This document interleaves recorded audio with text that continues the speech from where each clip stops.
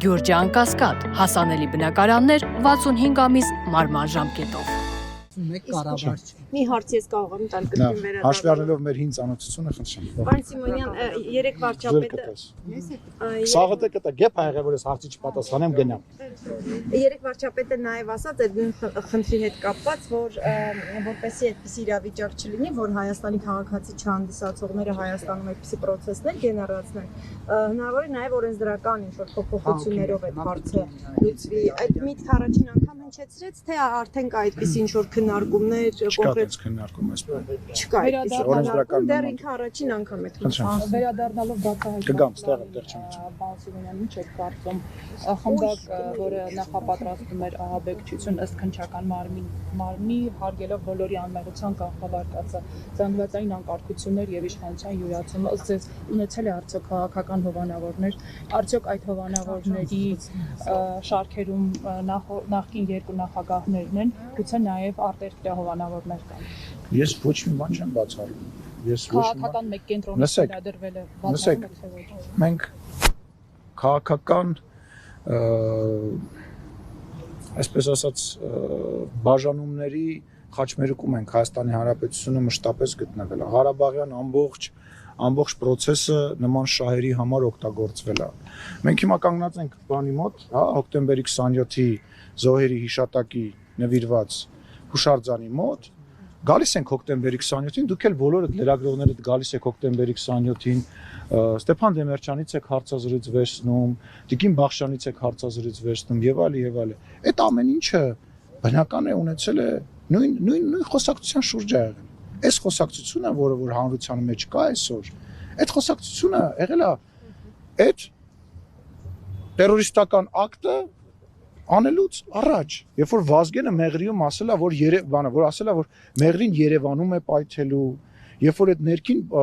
խնդիրներն են եղել, եւ այս էլի մարդիկ են եղել, որոնք ասել են դե Նայիրի Հունանյանի վճիռը չկա, խեք ասում ինքը տերորիստ է եւ այլ այս։ Նույն բաների մասին է խոսքը, եւ ես ոչ մի բան չեմ բացառում, անկեղծ, ոչ Սերժ Սարգսյանի,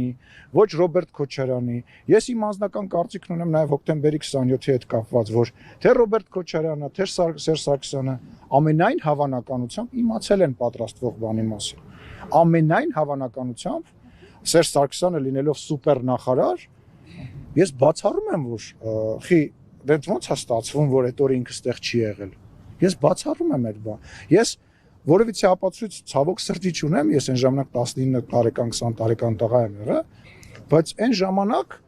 եթե հնարավորություն լիներ այն տեխնիկական հնարավորություններ լիներ, որոնք որ այսօր կան, իրանք վստահ եմ 100% վստահ եմ կիմանային, բայց էլի եմ ասում, շատ հնարավոր է որ էլի իմացել են։ Ուղղակի իրավիճակը ձեռ է տվել։ Չեք հիշում հոկտեմբերի 27-ից առաջ ինչ խոսակցություններ կան, որ Ռոբերտ Քոչարյանը անգլիական թաքու կարգավիճակ ուներ Հայաստանի Հանրապետությունը, որտեղ ամբողջ իշխանությունը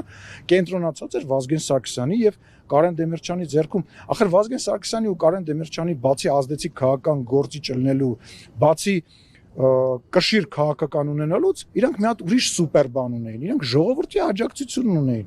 Այդ իրավիճակում Ռոբերտ Քոչարյանը կամ որևիցե մեկը ոչ մի բան չէին կարող անել։ Ու այո, ես կարծում եմ, որ նման բանի շուրջ խոսակցությունները այսօր էլ են եղել, այսօր էլ են փորձել եւ Բագրատ Գալստանյանն ա թե Վազգեն ինչանա, չգիտեմ, մի խոսքով ասում, անժը Գրիշը, անժը Ժորը, կարևոր չի ինքը ինչա, ասենք դա այդ կերպարը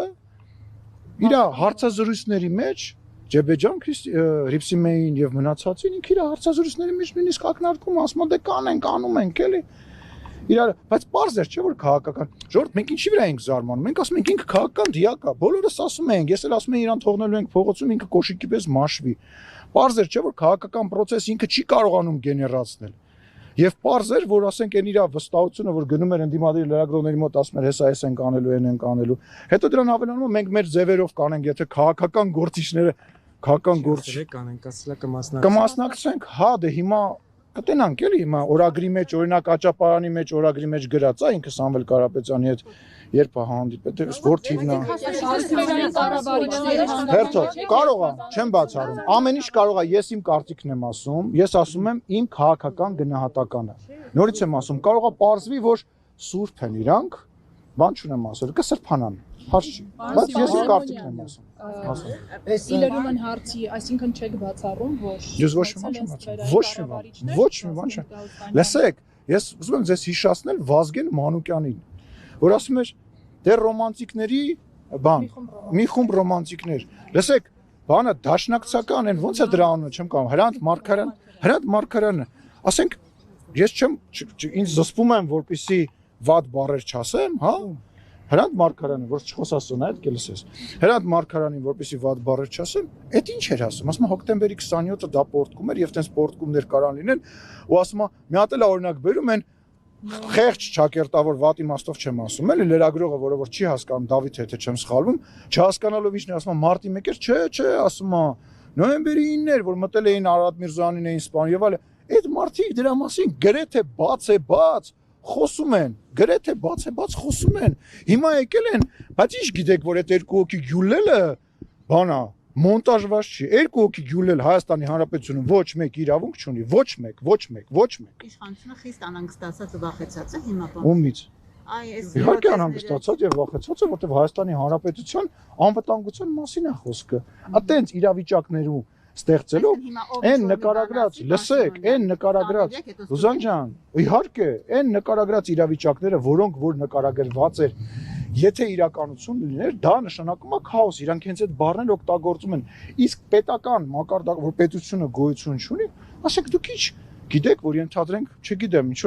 ինչ որ ուժ չի գա եւ չի ասի եւ վերջ, այսօր շվանից մենք ենք իշխանությունը, այստեղ կառավարությունը մենք ենք, դուք պետականություն այլևս չունեք։ Դուք վստահ եք, որ ենթադրենք ինչ որ տեղից ինչ որ զորք չի մտնի, զբաղեցնի պետական այդ իրավիճակի շարունակական բոլորին շարունակական դեպքում, երբ որ բոլոր քաղաքներում պայթուններ են, երբ որ ոստիկանությունը չի կարողանում դուրս գա իր